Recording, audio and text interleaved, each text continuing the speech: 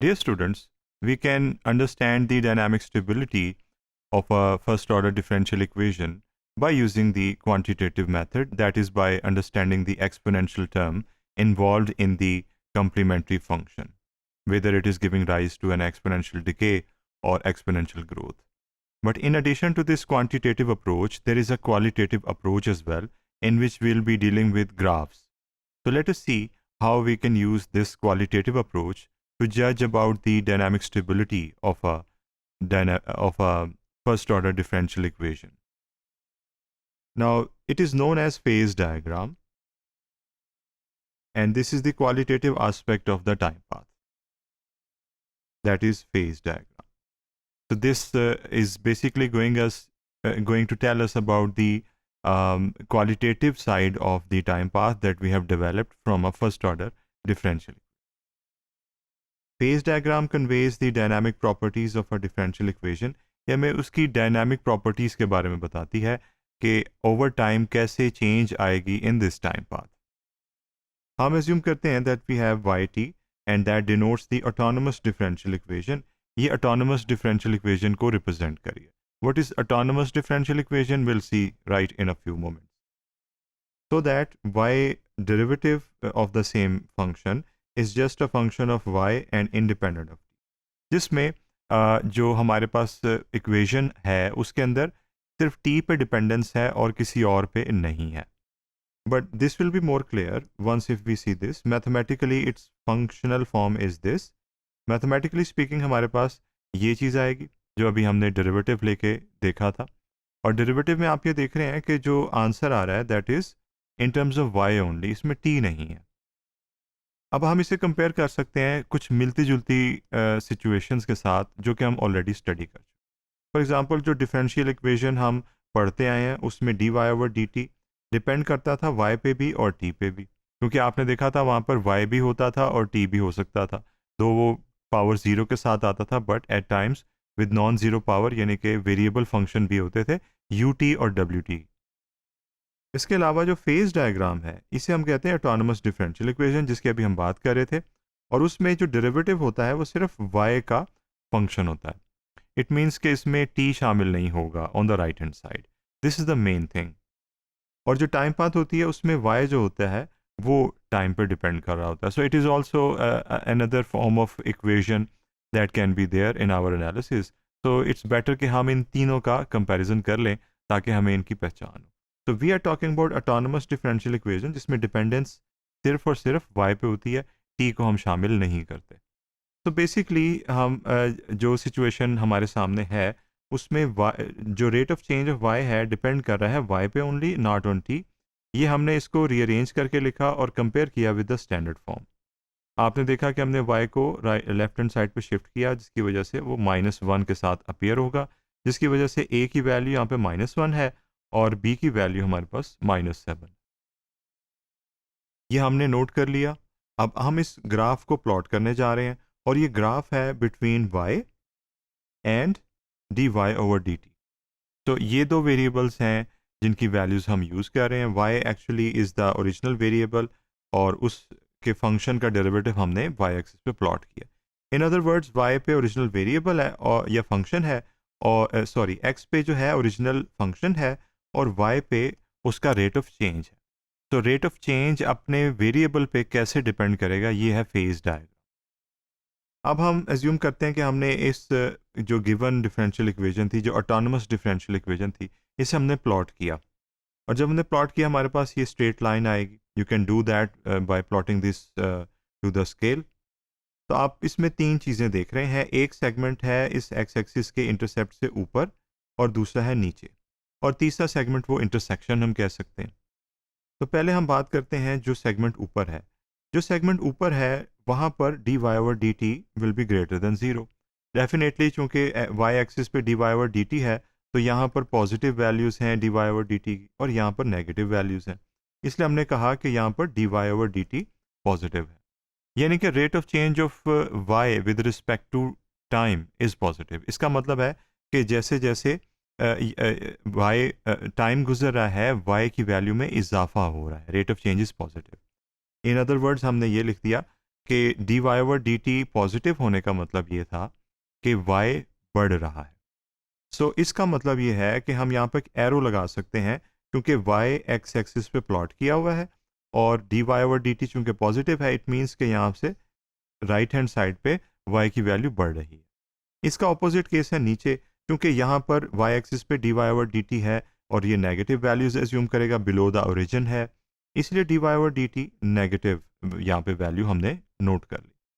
और इसका मतलब ये है कि जैसे जैसे टाइम गुजर रहा है वाई की वैल्यू कम हो रही है, इसीलिए आपने देखा वाई डिक्रीजेस, और जब वाई कम होगा तो ये एक्स एक्सिस में इस साइड पे मूव करेगा, नेगेटिव डायमेंशन में जा सकता है।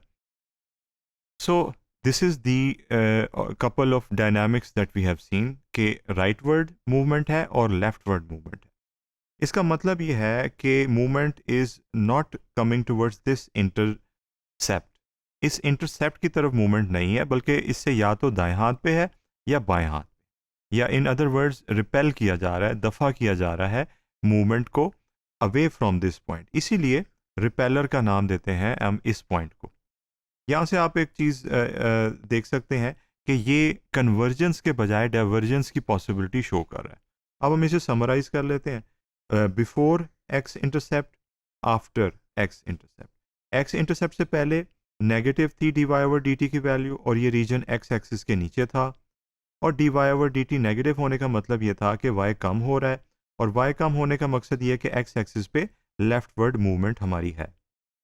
एक्स इंटरसेप्ट के ऊपर जो पॉसिबिलिटी है वो फेज लाइन जो है is above the X axis, और वहाँ पर rate of change of Y positive है। इसका मतलब ये है कि rate of change of Y positive होने की वजह से वाई बढ़ रहा है जैसे जैसे टाइम गुजर रहा है, और मूवमेंट वाई के बढ़ने की वजह से एक्स एक्सिस पे राइट वर्ड्स है।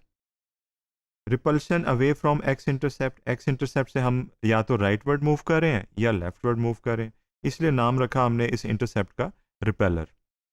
Divergence and dynamic stability, dynamic unstability exist करती है बिकॉज डाइवर्जेंस है, और ये जो इक्विलिब्रियम है इसे हम कह सकते हैं अनस्टेबल इंटरटेम्पोरल इक्विलिब्रियम, क्योंकि ये अनस्टेबल है, इक्विलिब्रियम भी है, और इंटरटेम्पोरल से मतलब ये कि we are talking about the equilibrium in dynamic sense, जिसमें एक से ज़्यादा पॉइंट्स एंड टाइम होते हैं।